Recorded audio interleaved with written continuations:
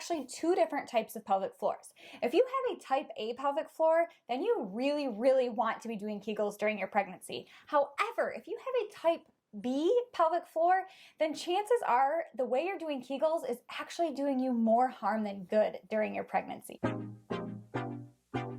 Hey everybody, I'm Dr. Nicole. I'm a pelvic floor physical therapist, and I am so excited to talk about the pelvic floor during pregnancy today. This channel is all about educating and empowering you about ways to prepare for pregnancy and manage postpartum in a very holistic yet realistic way. If you like that sort of thing, I'd love to have you subscribe and stick around for a while. For this video, I'm going to refer to the two types of pelvic floors as a type A pelvic floor and a type B pelvic floor. Now, a type A pelvic floor, very unlike a type A person, is a little bit more relaxed. With the stresses of pregnancy, it becomes a little bit weak and out of shape.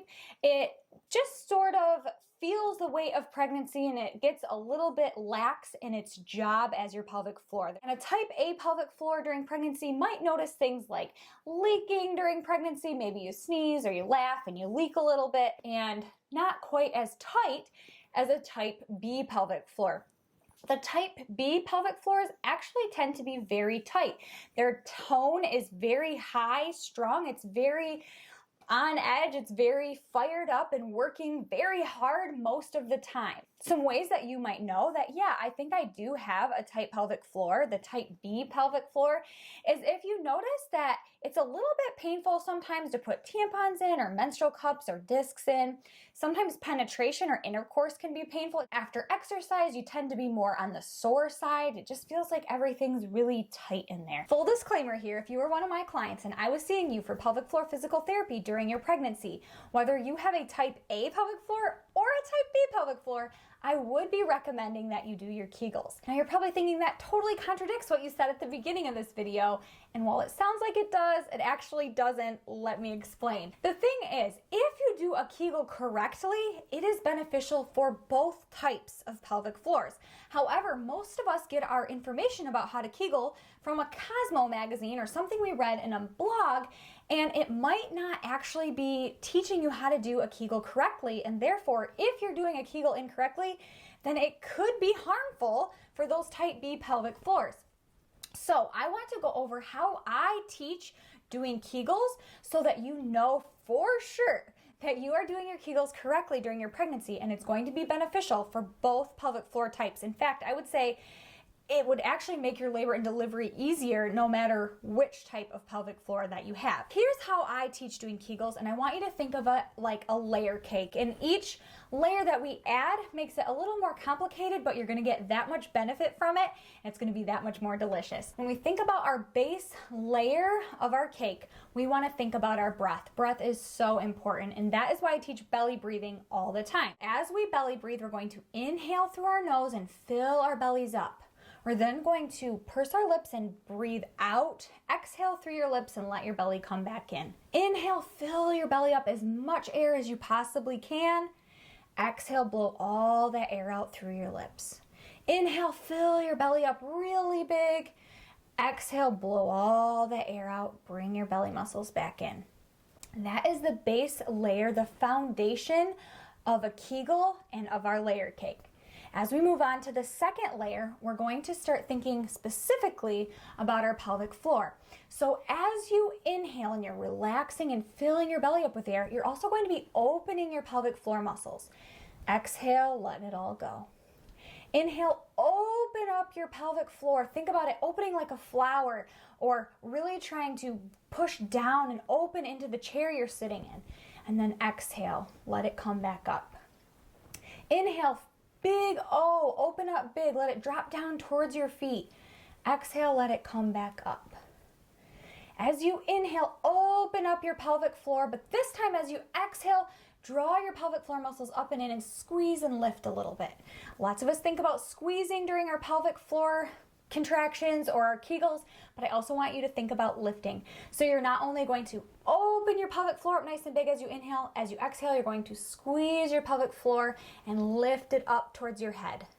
Inhale, open, big O, as big as you can. Exhale, squeeze like you're squeezing around a tampon or your finger, and lift up like there's a string pulling it up towards your head. Inhale and open up your pelvic floor really, really big. exhale, let it all out. If you have the type A pelvic floor where you're leaking a little bit during your pregnancy, sometimes menstrual cups are falling out, or sometimes things feel too open in there, then you really want to be focusing on the squeeze and lift part of the Kegel. So you're going to inhale, open up nice and big, and then as you exhale, you're going to be putting some oomph into it. You're going to squeeze around nice and tight and lift it up towards your head. As you inhale, open it up nice and big, but as you exhale, really put a lot of oomph into squeezing it and lifting it back up. For those of you that have the type B pelvic floor, the part you're going to be focusing on is the opening part of the Kegel.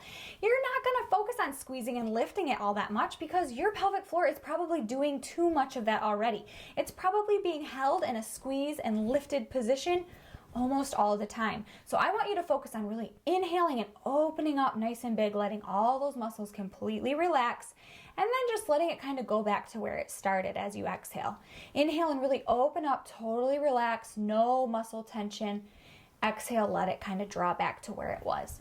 So whether you're a type A or a type B pelvic floor depends on which part of the Kegel you're going to be focusing on, but for both people, you do want to be doing Kegels during your pregnancy. If this information is blowing your mind a little bit and you're like, every mama needs to know this information about their pelvic floor before they have their baby, I would love to have you like this video. It really will help it spread to more people. Here are my 2 bonus tips for you. My first bonus tip is, have you ever really thought about how your baby is going to exit your body during the birthing process if you have a vaginal delivery?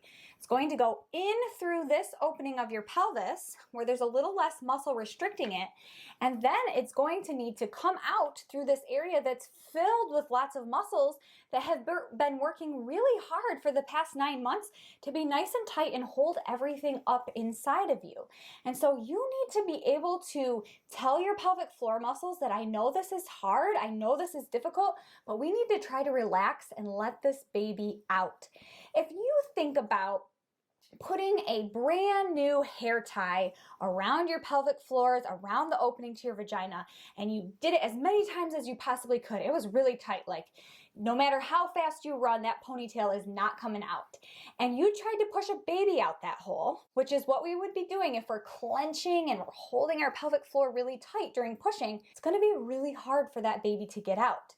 On the other hand, if you think about a scrunchie that's been worn hundreds of times and sometimes it doesn't really even hold your hair where it needs to be, and you just put that around your pelvic floor, that's going to stretch and open as baby is going to exit through your pelvis, through all the pelvic floor muscles. That's the kind of exit I want my baby to have, and that's what we can do by learning how to relax our pelvic floor muscles. Now, I totally get it. This is easier said than done. During the labor and pushing process, it is painful. It is really hard.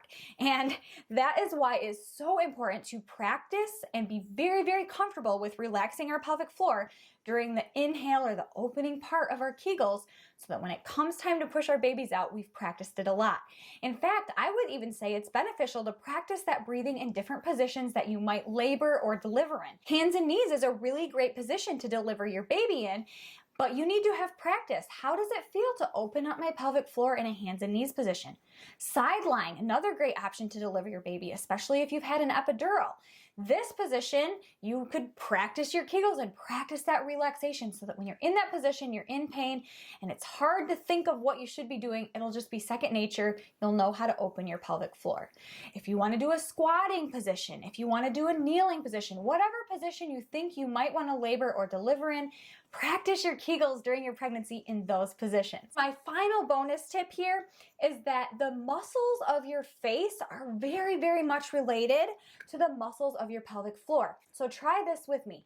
If you clench your face really tight and you roll like you were straining or pushing, or maybe you're screaming like, ah, you know, like you might see happening on movies, what is the rest of your body doing? And more specifically, what is your pelvic floor doing? And I would almost guarantee you're going to feel that they also are tightening. I know the muscles in my neck are tightening, my arms, like everything's tightening. Your face is a dead giveaway for what your pelvic floor is doing. And that is why you'll hear many, many birth classes, many pelvic floor physical therapists talking about relaxing your face during the laboring, during contractions, during the pushing phase, because your face is doing what your pelvic floor is doing. I don't expect you to be quiet during labor, but instead of screaming or doing high-pitched things or really clenching everything up and yelling, try more of a moaning, like a or a horse lips, which would be like a. As you do these things, feel what the muscles in your face are doing. Also, when you moan, you want the back of your throat to be open, because when your back of your throat is open, that helps the rest of your face relax along with your pelvic floor. So that moaning, nice and relaxed. The horse lips, definitely nice and relaxed. The horse lips was something I used during my last labor, and it really did help me focus on not tightening and pushing and straining, but being nice and relaxed, making lots of room, keeping it like that worn out scrunchie down in my pelvic floor, opposed to that really tight rubber band that's wound around 50 times. If you're loving the idea of having a smooth and effective delivery that's hopefully as quick as possible, then the next question you need to ask yourself is, who needs to be in my birth space with me to make that happen? This video over here is all about some of the people that can be in your birth space to really help labor go as smooth as humanly possible. So highly recommend you check that out next if you're interested. Thanks so much for watching, everyone. I will see you all in the next video.